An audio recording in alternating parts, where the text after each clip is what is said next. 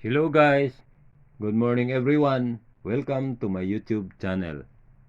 Today we will discuss about the lamps. A and B interlock with each other and they are controlled by magnetic contactor, contactor 1 and contactor 2. This is the diagram. Line 1. Nakakonect sa off. Then ang off nakakonect sa on B. Ang 3 nakakonect sa 13 sa normally open contact contactor 1. Ang 14 connect sa 4 terminal sa push button on. Tapos contactor 11 and 12 contactor 2 normally closed. Then ang 12 patungo sa ating contactor 1A. Ang B natin connect sa ating line 2. Then ito yung contactor 1 natin.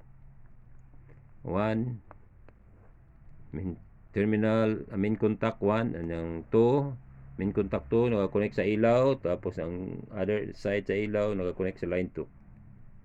Then ito na naman yung contactor 2, main contact 3, tapos ang main contact 4 nakakonect sa ilaw, tapos ang other side sa ilaw nakakonect sa line 2. Then ang off natin nakakonect sa nakaseries sa on, push button on B2. Tapos ang 13 and 14 contactor 2 nakakonect sa 11 and 12 normally close contactor 1. Tapos nakakonect sa E sa contactor 2 and B patungo sa line 2. Then we will energize, atong energize ang push button on natin. Ito contactor, itong contactor to remain close pa rin dahil contactor 2 to contactor 2. Then ito gumana, ni-activate ng contactor 1 dahil ito line 2 supply, tapos ang E connect, nagana na contactor, tapos nagko-close contact, tapos ito contactor 1 nagko-close, gumana, umilaw. Pag ilaw niya, papatayin natin, off, bumibitaw yung contactor, de-energize, ito remain contact. Ito pala guys, nag-normally open pag activate to, nag-open to normally close contact. Tapos bumibitaw, back to normal, normally open, then mamatay yung ilaw, bumitaw yung contactor.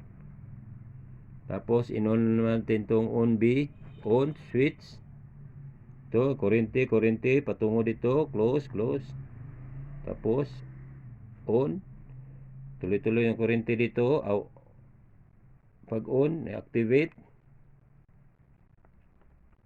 Pag on natin, contact, dalo yung kurente sa contactor 1, normally close contact, 11 and 12, patungo dito sa contactor 2, nag-energize dahil dito line 2, pag ni contact, tapos nagko-contact to, yung 13-14 nagko-close, tapos ito nagko-close din, umilaw yung ilaw, tapos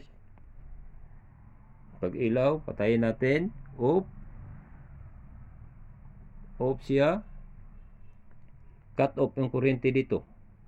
May kuryente man dito kanina guys dahil nag-activate to, nagdumaloy. Patayin, ni-cut off natin kuryente, patay, putol yung kuryente. Wala na supply yung switch natin, namamatay na to siya. Bible verse of the day. Philippians chapter 2 verse 11. And that every tongue should confess that Jesus Christ is Lord, to the glory of God the Father. Thank you guys for watching. Please like, share, and subscribe to my YouTube channel.